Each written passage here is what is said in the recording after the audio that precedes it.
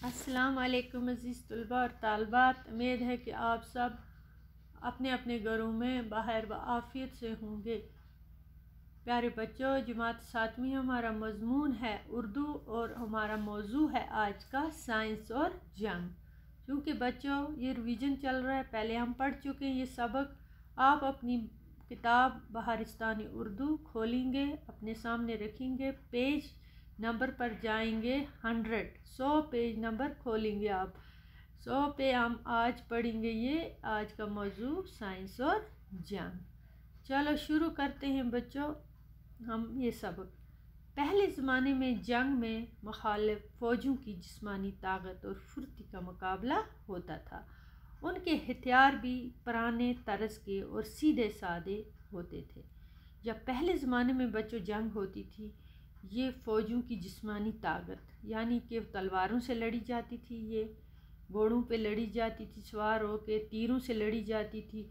उनके हथियार भी पुराने तरह और सीधे सादे होते थे। जीत उसी की होती थी बच्चों जिसकी फ़ौज ज़्यादा और ताकत में बेहतर होती थी, ताकतवर होते थे। हथियारों का इस्तेमाल करने की मशक यानी उन्हें इस चीज़ की ट्रेनिंग दी जाती थी, मशक दी जाती थी, ज़्यादा माहिर होते थे। लेकिन बच्चों जो आज की जंग है ये जिस्मानी ताकत और बहादुरी से नहीं जीती जाती।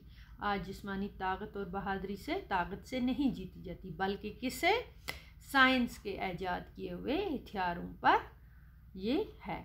ये कहा जाए तो गलत ना होगा, ये बात हम कहें ये गलत नहीं होगी कि मौजूदा दौर की जंग फ़ौजों की जंग नहीं, ये साइंस की जंग है। ये फ़ौजों की जंग नहीं है जैसे पहले ज़माने में ये जंग फ़ौजों की जिस्मानी ताकत और फुर्तीली पर लड़ी जाती थी, तलवारों और तीरों से लड़ी जाती, उनकी ताकत जिस्मानी ताकत से। मगर आज की जंग जो है ये साइंस के ऐजाद किए हुए हथियारों पर।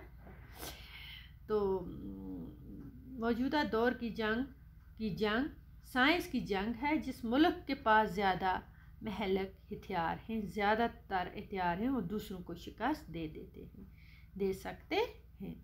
तो पहले जंग का दायरा बहुत महफूज होता था। अब दुनिया के मुख्तलिफ मुल्क जो हैं इसके फासले मिट चुके हैं। एक मुल्क की जंग का असर दूसरे मुल्क के ममालिक पर भी पड़ता है। किस तरह पड़ता है बच्चों? इसलिए आज जब कोई जंग छिड़ती है तो इसकी आग दो ममालिकों के दरमियान ही नहीं बल्कि दुनिया को अपनी लपेट में ले लेती है। सिर्फ दो मुल्क नहीं है जो लड़ने वाले उन तक रहती है, ये पूरे ममालिक को अपनी लपेट में लेती है। अब जंग के मोर्चे सिर्फ मैदान में नहीं बल्कि हवा और पानी में भी कायम होते हैं। सिर्फ मैदान जंग में नहीं होते, ये हवा को भी जहरीला कर देते हैं और पानी को भी। पहले जंग की तबाही कारी और बर्बादी मैदान जंग या मुखालिफ ममालिक की सरहद पर होती थी।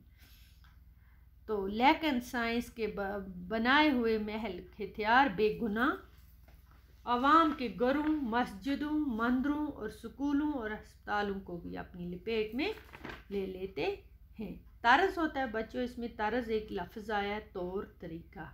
मशक पढ़ा हमने, बार बार काम करना, उस पर महारत हासिल करना, दोहराना, उसी को मशक कहते हैं। तबाकुन होता है बर्बाद। जंगी हथियार होते हैं मैदान जंग में जो इस्तेमाल होने वाले